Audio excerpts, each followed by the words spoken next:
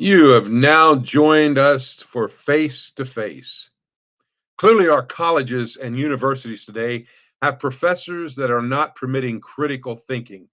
They instead want all their students to think like them, to cope with difficult issues from the propaganda they have been dished out to by their ideology.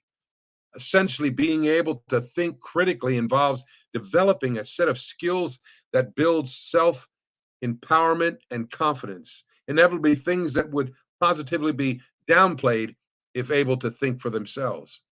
It is so sad to find our youth today unable to express their own thoughts, ideas, and beliefs due to being mere robots of sorts to those who lack moral and spiritual convictions. The prudent sees danger and hides himself, but the simple go on and suffer for it. Proverbs 27:12. I like the testimony of Kurt Cameron, who stated, quote, an atheist can't stand behind their assertion that God doesn't exist. The stupidest thing I've ever could have done was to reject his truth, end of quote. Nevertheless, higher education today wants to abolish any concept of God. Without a doubt, the psalmist had it correct when saying, quote, the wicked are too proud to seek God. They seem to think that God is dead. Psalm 10:4. In many secular places of higher education, a student believing in God and holding to biblical values is mocked.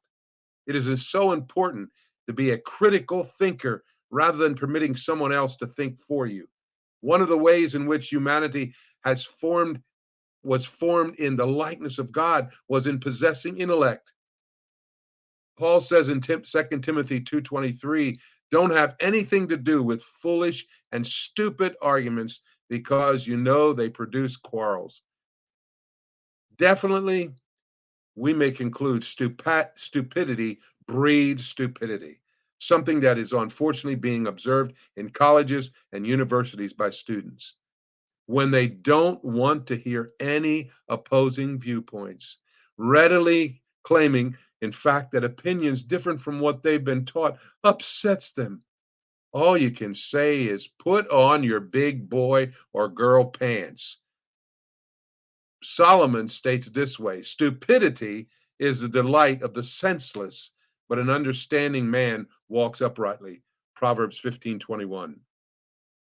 In conclusion, if we don't get back to letting individuals think for themselves, we will find a society of people acting and reacting to those who are personally simpletons. One who is wise is cautious and turns away from evil, but a fool is reckless and careless. The simple inherit folly, but the prudent are crowned with knowledge. Proverbs 14:16 through 18. Well, I know some of you might not like what I just said. That's okay. That's the way I see it.